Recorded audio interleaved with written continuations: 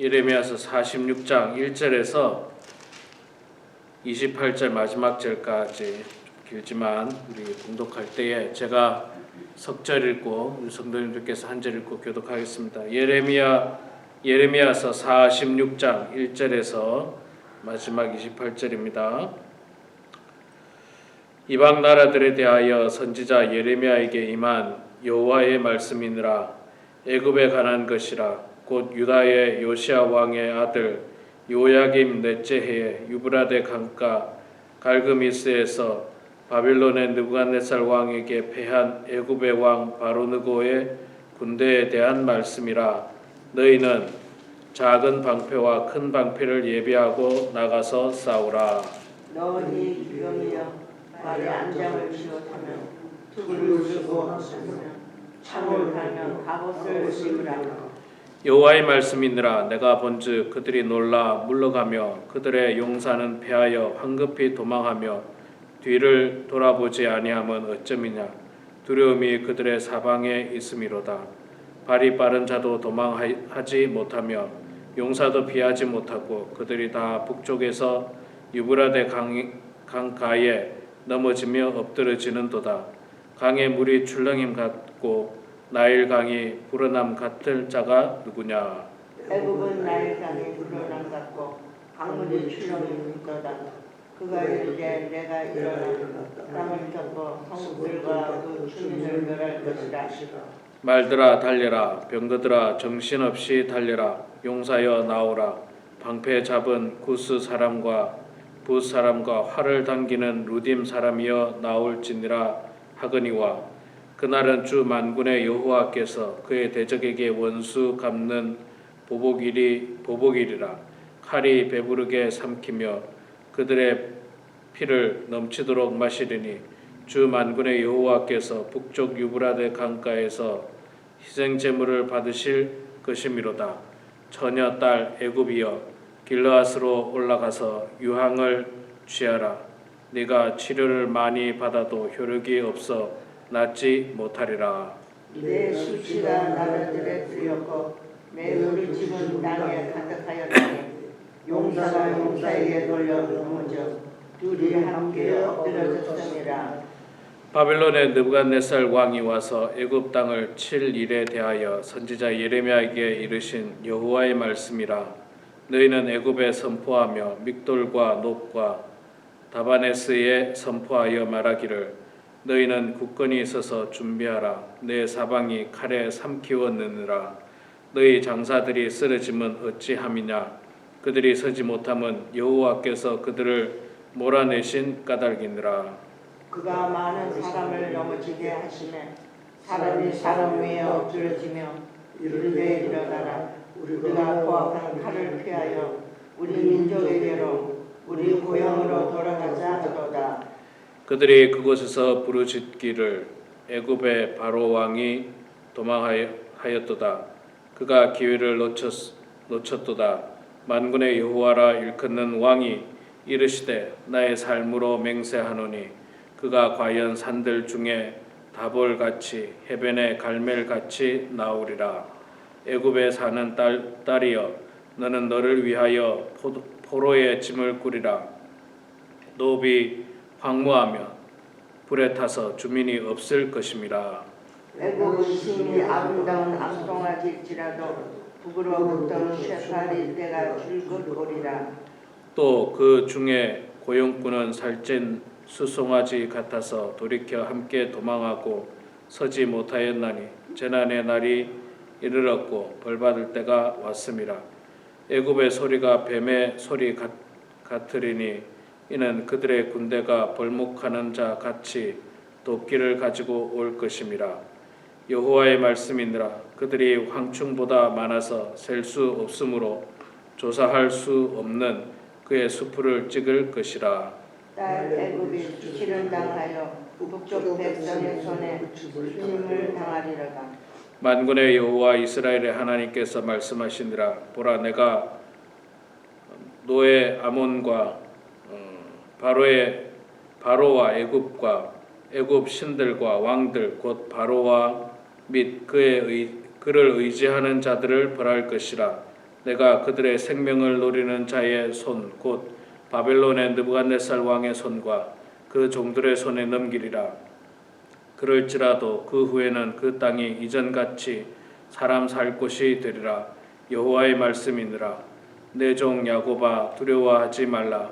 이스라엘아 놀라지 말라. 보라 내가 너를 먼 곳에서 구원하며 내 자손을 포로된 땅에서 구원하리니 야곱이 돌아와서 평안하며 걱정 없이 살게 될 것이라.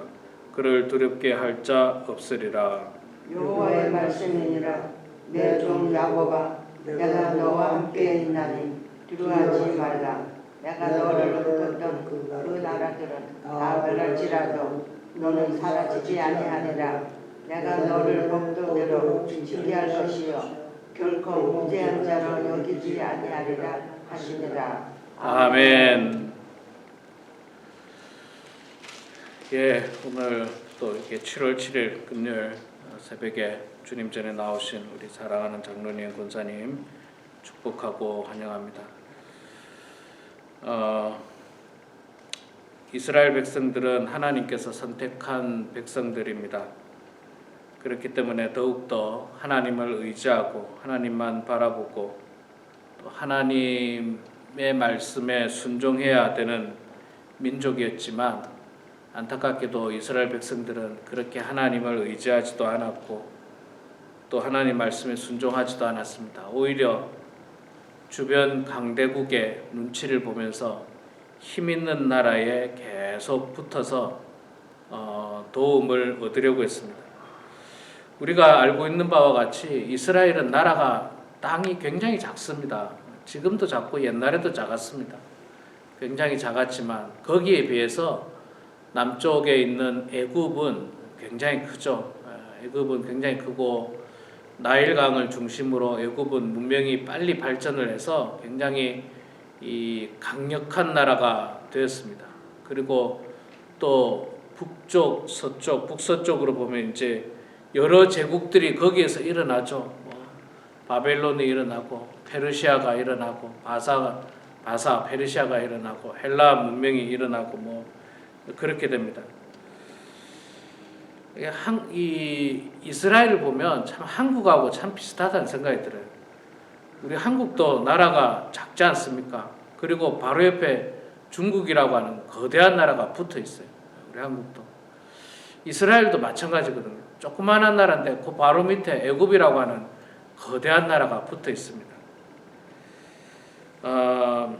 불행하고 안타까운 일이지만 사실 우리나라의 역사를 보면 중국의 영향을 많이 받은 것만은 분명한 사실입니다. 중국의 영향도 많이 받았고 심지어는 중국을 굉장히 의지하면서 왔다고 해도 과언이 아닙니다.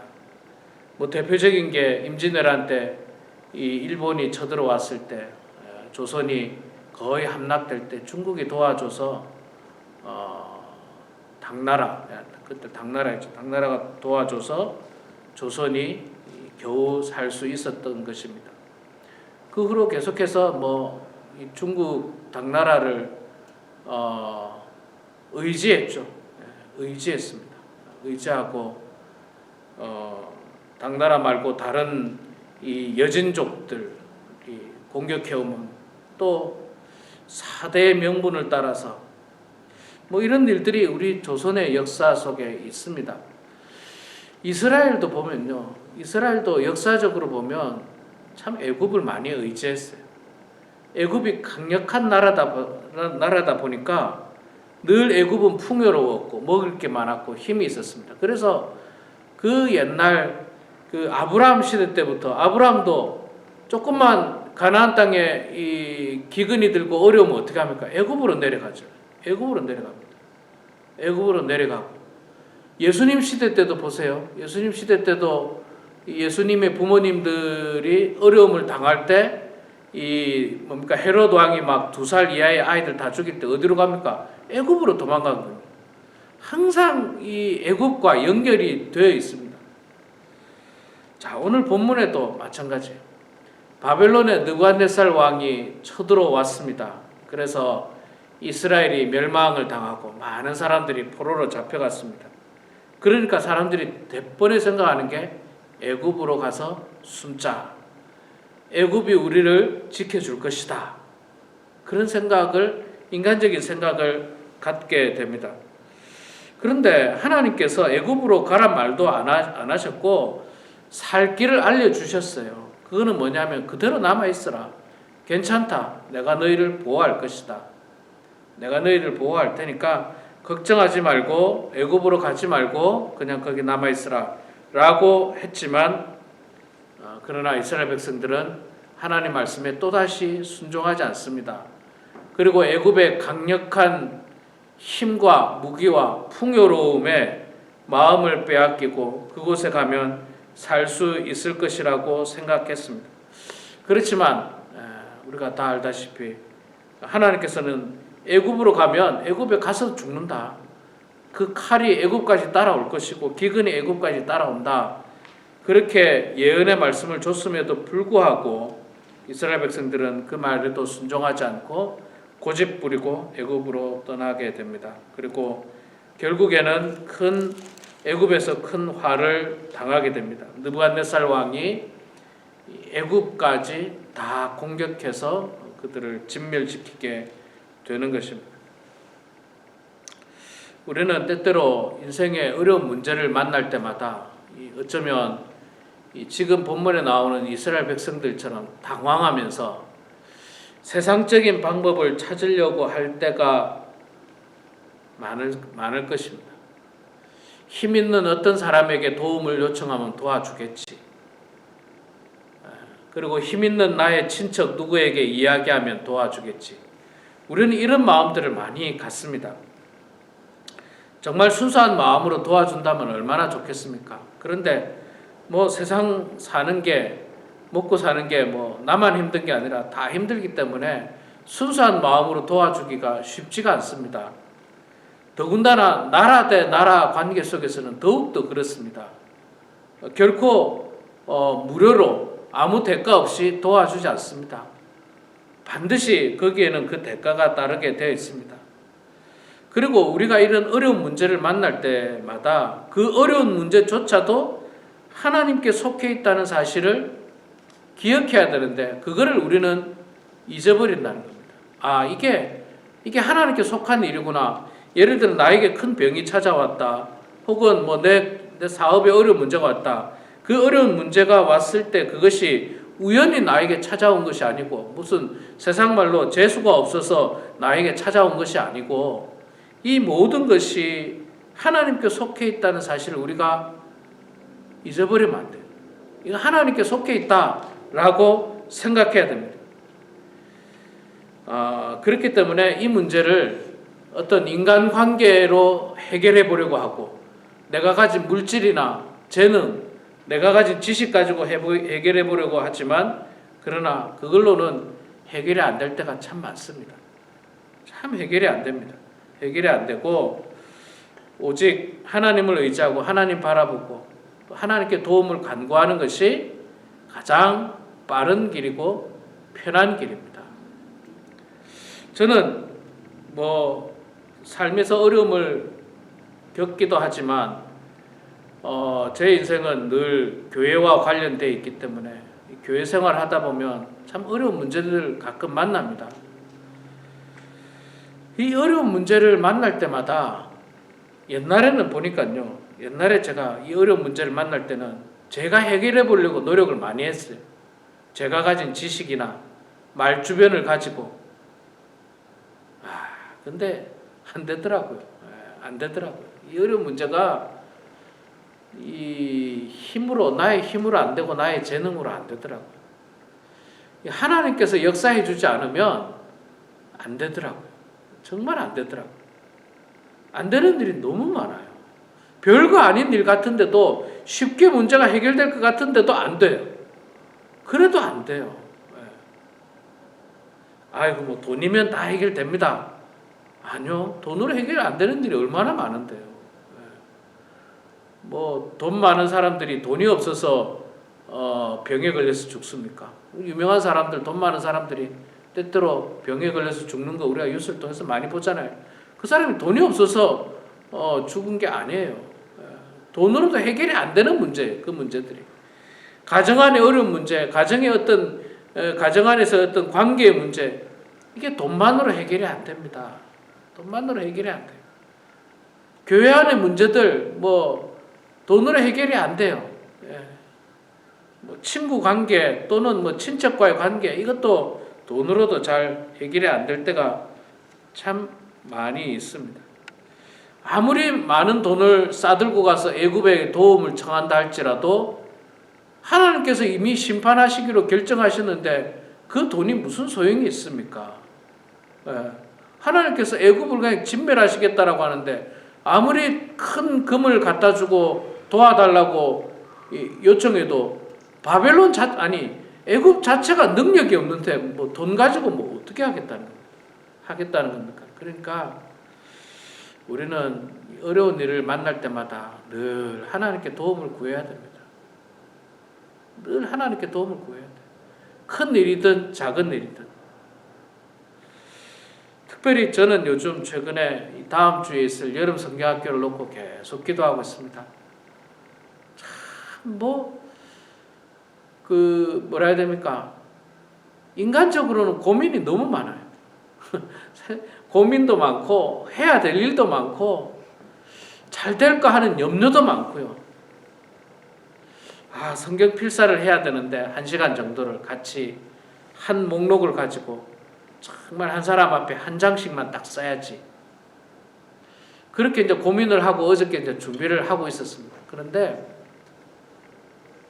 이걸 못 쓰는 분들이 계시거든요. 전혀 쓸 수 없는 분들이 계시거든요. 그분들도 생각하니까 또 마음도 아프고 이거 어떻게 해야 되나. 이 프로그램을 하지 말고 다른 걸로 대체를 할까. 뭐 이런 고민, 갈등, 생각, 이게 막 제 머릿속을 그냥 너무 힘들게 하는 거예요. 그런데 답은 안 나와요. 답은 안 나와요. 결론은 뭐냐? 하나님 도와주십시오. 하나님께서 역사해 주십시오. 하나님께서 해주시면 못 쓰더라도 어쩌면 그 시간이 은혜로울 수 있고, 하나님께서 역사하지 않으면 무슨 프로그램을 하더라도 아무런 의미가 없을 수가 있다는 거예요. 그래서 하나님께 맡기기로 작정하고 그냥 하나님 도와주십시오. 제가 그냥 인간적인 방법으로 이 사람 전화하고 저 사람 전화하고 도와달라고 뭐 하고, 이게 너무 힘들어요. 너무너무 힘들어요. 너무 힘들어요.